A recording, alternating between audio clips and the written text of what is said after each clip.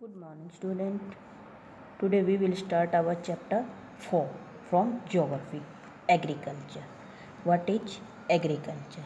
Agriculture word है वो Latin word के एग्री और कल्चर टू वर्ड से मिलकर बना है. Agri means land and culture means cultivation. Agriculture means farming, land को कल्टीवेट करना. Firstly introduction. India is a agricultural country. जो इंडिया है वो एग्रीकल्चरल कंट्री है. क्यों? क्योंकि इसमें इंडिया में मेन ऑक्यूपेशन एग्रीकल्चर है, फार्मिंग है. यहाँ सबसे ज़्यादा लेवल पर फार्मिंग की जाती है. Agriculture is a primary activity. Agriculture है प्राइमरी एक्टिविटी होती है. 3 टाइप एक्टिविटी होती है, primary, secondary and territory. Agriculture primary sector में आता है. अबाउट 2/3 और 60%, जो इंडिया का 2/3 पार्ट है या 60% पार्ट है, पॉपुलेशन है, वो एग्रीकल्चर एक्टिविटी में लगे हुए हैं, इंगेज हैं. It produce food for grains. In agriculture activities में फूड के लिए ग्रेन्स ग्रो करना या फिर रॉ मटेरियल, इंडस्ट्रीज के लिए रॉ मटेरियल ग्रो किया जाता है. Agriculture means farming.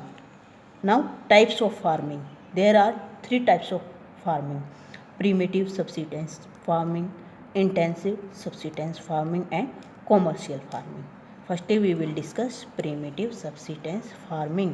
What is primitive subsistence farming?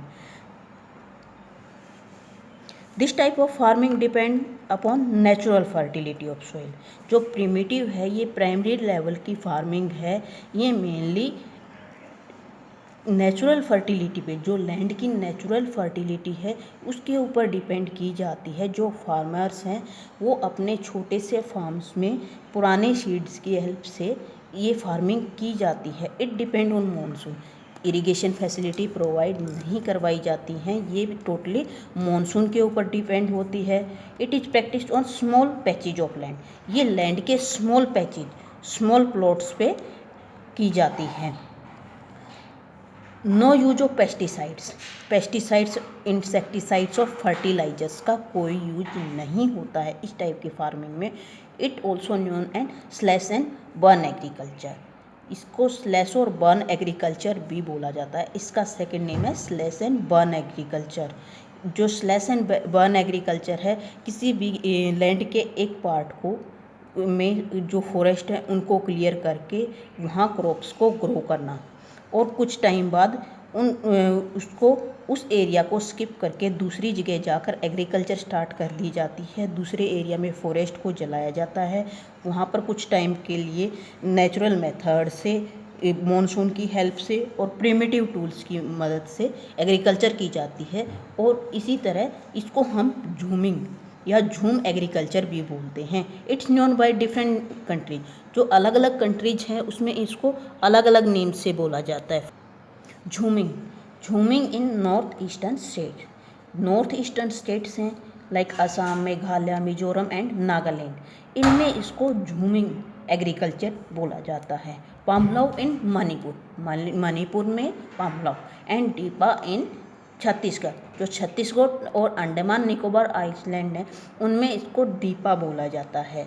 ये प्राइमरी लेवल की एग्रीकल्चर है, स्मॉल टूल्स की हेल्प से की जाती है. जो फार्मर्स हैं वो अपने ही खेतों में मॉनसून से और पुराने सीड से, पिछले साल के बचे हुए सीड से एग्रीकल्चर करते हैं और उसी से की जाती है. सेकेंड टाइप आता है intensive subsistence farming. Intensive subsistence farming, इस टाइप की farming, this type of farming practice in areas of high population. इस टाइप की फार्मिंग है जो हाई पॉपुलेशन एरियाज में की जाती है. It is a labour intensive farming. इसमें लेबर्स वर्क करते हैं. इरिगेशन ये मॉनसून के ऊपर डिपेंड नहीं होती है. इसमें इरिगेशन फैसिलिटीज प्रोवाइड करवाई जाती हैं. Use for high production, irrigation provide करवाया जाता है. फर्टिलाइज़र, इंसेक्टिसाइड और पेस्टिसाइड्स भी अच्छे प्रोडक्शन के लिए यूज की जाती हैं. New techniques also use in this farming. इस टाइप की फार्मिंग में न्यू टेक्निक्स यूज की जाती हैं. जो टूल्स होते हैं वो बेटर होते हैं. जो लैंड एरिया होता है, लैंड के साइज होते हैं वो बिग होते हैं.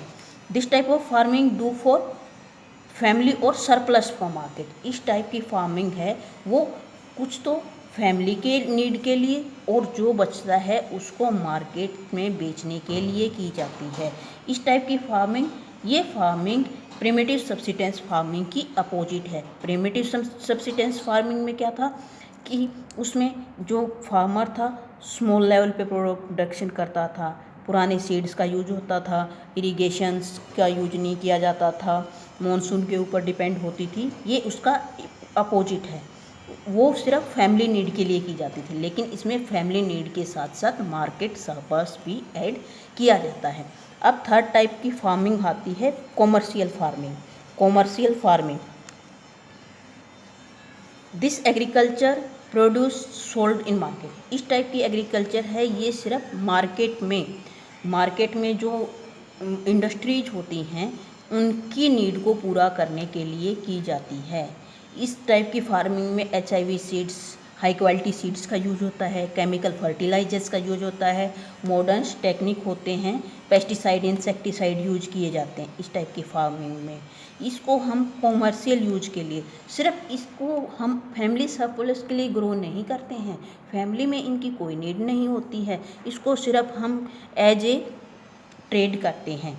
इसमें मेनली इंक्लूड करते हैं प्लांटेशन में what is plantation? In plantation single crop grown on a large scale, एक लार्ज स्केल पर एक सिंगल क्रॉप ग्रो की जाती है और उसका भी कॉमर्शियल यूज के लिए करते हैं। For example tea, coffee, banana, rubber, bamboo, sugar cane, ये वो क्रॉप्स हैं जिनका हम फैमिली नीड्स के लिए नहीं करते हैं। अगर हम बात करें ग्रेन्स की, तो ग्रेन्स हम मोस्टली पहले हम अपनी फैमिली नीड के लिए ग्रो करते हैं, बाद में उसका जो बच जाता है उसको मार्केट सर्प्लस के लिए बेचा जाता है। लेकिन इस टाइप की फार्मिंग में, कॉमर्शियल फार्मिंग में सिर्फ इसको इंडस्ट्रीज के लिए यूज किया जाता है और इनमें से मोस्ट ऑफ का बाहर इंपोर्ट भी किया जाता है। ये फार्मिंग दोनों टाइप की फार्मिंग से बिल्कुल डिफरेंट है। इसमें जो प्रोडक्शन होता है वो लार्ज स्केल पे होता है, जो प्लॉट साइज हैं वो बड़े होते हैं, लार्ज साइज के होते हैं, कॉमर्शियल यूज के लिए ग्रो किया जाता है इसमें, और मोस्ट ऑफ थिंग्स का एक्सपोर्ट किया जाता है। इसमें पेस्टिसाइड्स, फर्टिलाइजर्स का यूज किया जाता है और एक लार्ज स्केल पे प्रोडक्शन किया जाता है ताकि इसको जो इंडस्ट्रीज हैं उनकी नीड्स पूरा करने के लिए ग्रो किया जा सके। For example tea in Assam and western parts of west Bengal, and coffee from Karnataka, these are grown for commercial use. Thank you students.